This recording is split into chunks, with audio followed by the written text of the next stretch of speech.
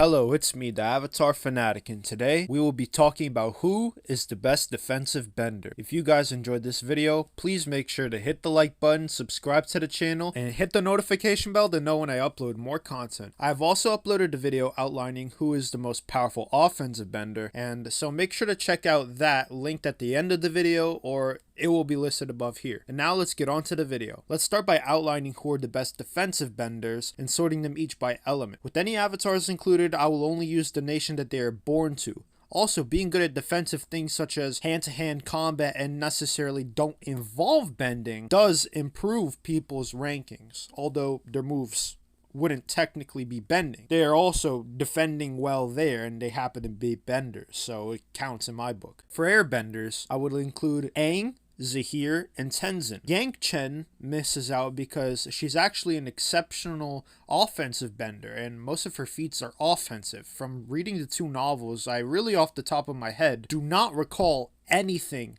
defensive she's really ever done that's at least heavily notable in her top feats. You could argue because of her sheer skill gap between her and Zahir, she could beat him in this qualification category, but I've decided to pick Zahir because his feats are, when you think about it, more defensive, weirdly, although more portrayed as an offensive bender. For earthbenders, Bumi, Toph, and Avatar Kyoshi. No other defensive earthbender I see coming into the periphery of this list, maybe apart from Bolin. His lava walls and his evolution over the Legend of Korra was big, but really not big to qualify enough for this list. Although tons of Kyoshi's feats were offensive and many of her defensive ones weren't with earth, many of them also were, and the skill gap here is really too big to ignore over Bolin, so she qualifies. For firebenders, I think Azula, Iroh, and Zuko qualify here. Ozai, he's probably a better defender than maybe Zuko or something like this, but he really has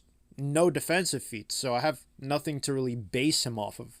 And Roku also doesn't have enough defined defensive feats with firebending or no bending involved to really qualify. You could say Ozai never lost to Agni Kai, and that is largely due to his great defense, but I really want something more quantifiable, and I kind of excluded Yang Chen as well because of this sort of idea. For waterbending, Katara, Korra, and Pakku made my list. Amon is an offensive bender. TLOK is also an offensive bender. He got overrun by Korra defensively. And the skill gap between TLOK and Pakku is also there. I would like to also give an honorable mention to Tonraq and Unalaq, but I think that honestly they just miss out. Minghua also seems offensive based on things she's done, so that leaves us with the ones that I've listed. We now go into each element and its defensive capabilities. Fire is typically regarded as the most offensive element, and airbending is typically regarded as the most defensive element. And in my opinion, water and earth are kind of in the middle, pretty equally based on offense and defense used for a lot of things. Now, does this affect the rankings? Yeah,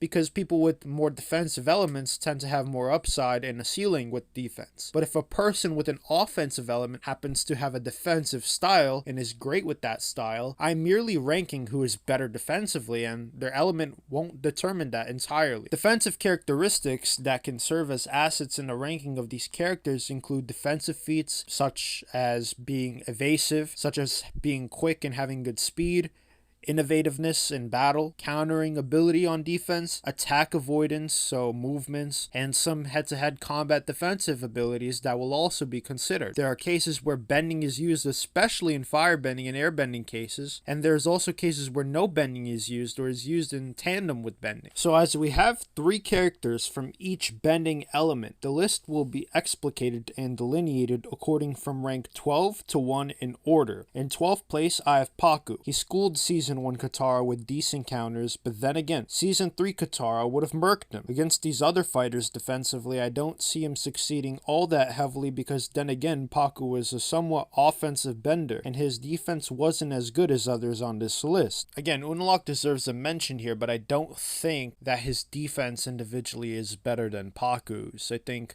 it's just Unalaq's offense is so good that Pakku would just lose. He has decent feats. Defending against Katara, even Book 1 version of her is a good one. But that really is about it for Pakku's feats. We don't see a lot more. In 11th, we have Zuko.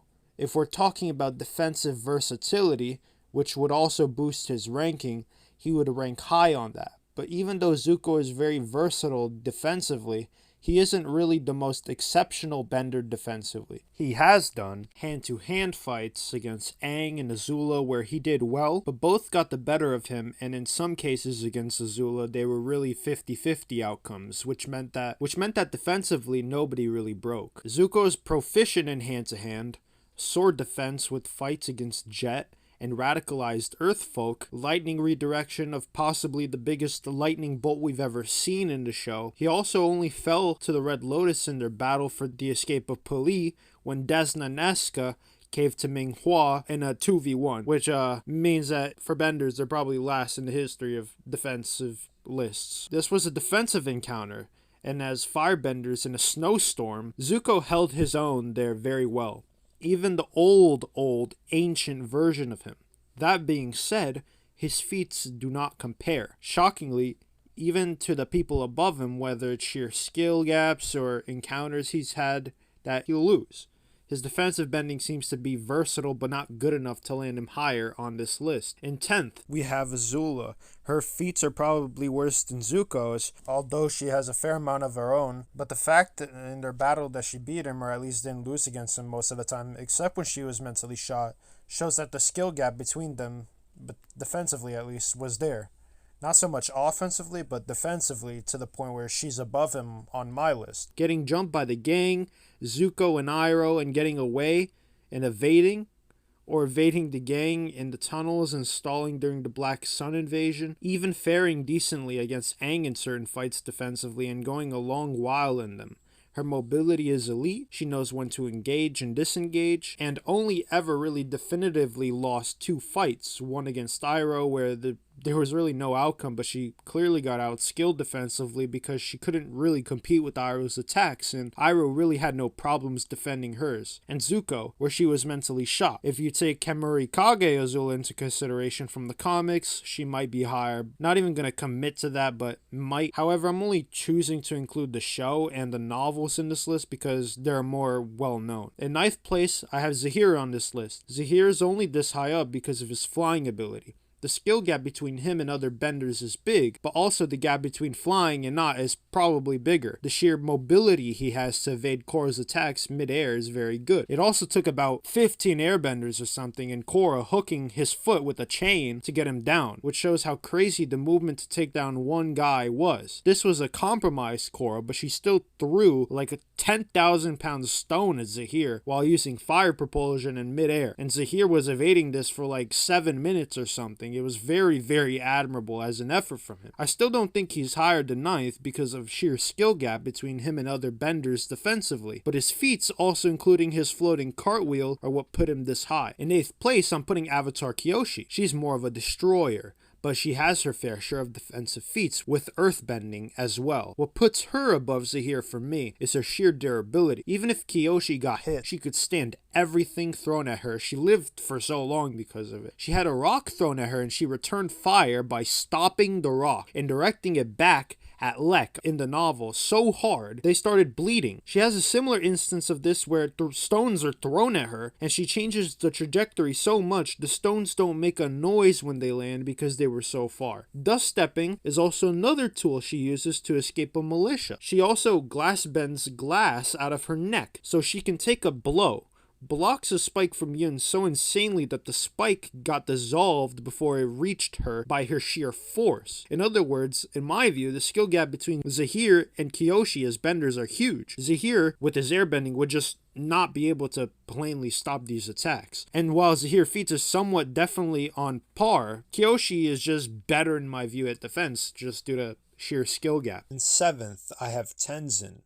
He's ranked above Kyoshi because Kyoshi had trouble with her native element in bending small objects, although along her journey she got better at it. Tenzin was able to hone his defensive skills in one element while Kyoshi focused on 4, albeit for 230 years. Tenzin's feats, although talked about a lot, I feel is still underrated. Battling the Red Lotus for so long is still insane to me. The amount of time he lasted with his sheer evasion, he was destroying Zahir in all facets of that fight. And his spidey sense with the bald head is a big tool that he uses to block melee and projectile attacks throughout the Legend of Korra. In 6th place, I think putting Katara here is a good spot. Katara can heal herself of wounds pretty quickly, given she has enough time in a fight. She's done this in fights in the past, and it serves her defense. She has good durability in a fight, and often lasts due to her combined offense and defense. But the difference between Katara and the remaining fighters on the list is that I wouldn't call her defense her main strength. Her main strength is how well-rounded she is and how she fights with both her offensive and defensive skills. Katara is good at deflecting or stopping projectiles towards her. She's good at maneuvering. She's good at recovering.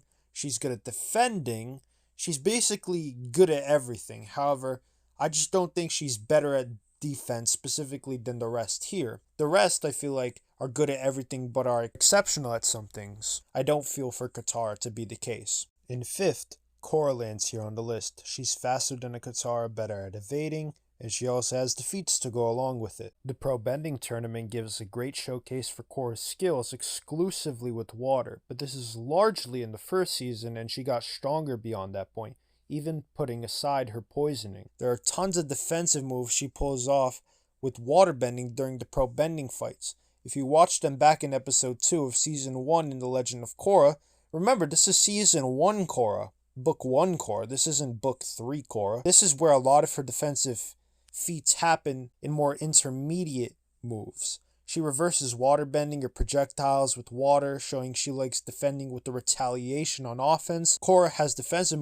maneuvers with ice as well, freezing people or creating ice walls to stalwart people.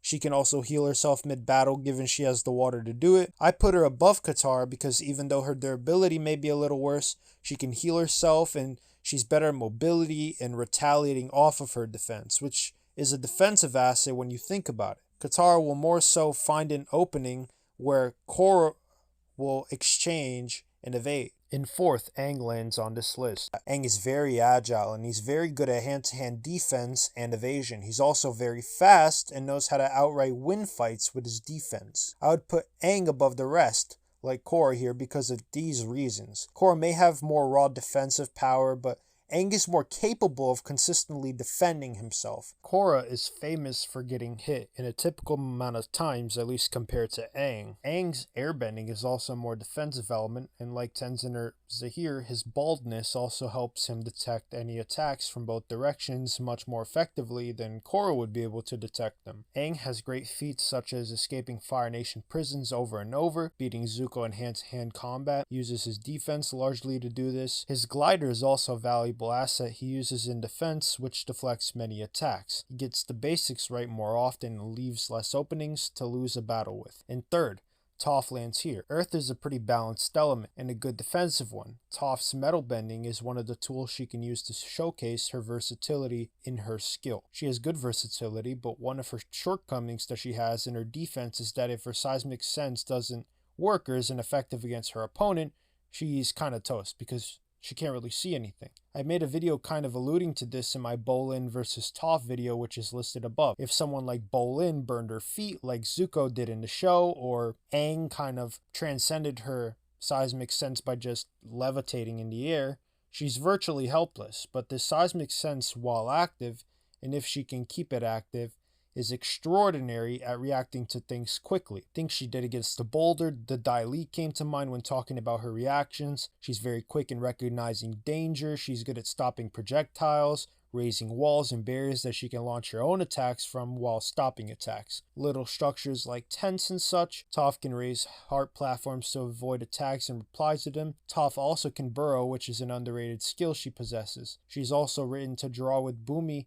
in the comics, where both are not in their prime, with Toph being really young and Bumi being really old, and where many defensive tactics were done there too. What lands Toph this high is her defensive repertoire, which is perhaps the best out of the top 3, but what doesn't get her above Bumi or Iroh is the fact that she has less experience than both. The flaw with her feet getting burned and their senses getting ruined because of that is really the only thing holding her back. If we compare where Bumi was at like 112 and where Toph was at like 80 years old, Bumi is basically better off while being ancient. And yeah, it's true people age differently, but there's just not enough in my view to put Toph over Bumi and Iroh here. In 2nd place, Iroh arrives on the list. Iroh, in my view, is the the best technical defensive bender. He is able to use the least energy against the most amount of opponents to get the best result. He is capable of using chains to break earth rocks and also use them with chains to destroy multiple enemies while outnumbered. The defensive instinct to chain into attack is extremely effective in terms of energy. While under threat of being imprisoned by Azula's crew, he beats like 5 Fire Nation soldiers with like 5 defensive moves, all very efficient. Also, while being outnumbered, he intercepts Azula's lightning and redirects it. He did something similar against Zhao with a concentrated fire blast. Just intercepted it with his hand. He has 15 other examples of this in the show, where he's outnumbered but just destroys firebenders or Dai Li members and people like that just due to efficient attacks, but it's also very efficient and smart. It's not just efficient. Iroh is the best technical defender, good at not letting attacks even happen, great when outnumbered, but I still see Bumi as the superior in defense for the following reasons. Bumi is number 1 on my list because I feel like he's just more compatible with battles than Iroh really is. Bumi is more capable of exchanges and fights. I feel as if Bumi is more durable and about as hard to find openings against. Bumi uses slabs to block airbending attacks from Aang in their first fight. He uses the ground and makes it into quicksand to even prevent attacks. Now you might count this as an attack, but it's also a defensive maneuver as it cripples Aang's ability here to deliver an attack and also makes it virtually impossible for when an attack does come for it to connect and for Bumi to really have any trouble against it. Bumi turns boulders to dirt. This is all in the battle against Aang, showing how versatile he can be defensively. He splits a giant boulder in half, going at a crazy speed through Aang's tornado. He also has Toph's ability of burrowing out of attacks. Also has another example in the liberation of Omashu of destroying people in a coffin and also deterring huge scale attacks with no problem. These crazy achievements is what makes Bumi the best defensive bender in Avatar universe history in my view. If you guys enjoyed the video, make sure to hit the like button, subscribe to the channel, and hit the notification bell to know when I upload more content. I'll see you guys next time, and it's been me, the Avatar Fanatic out.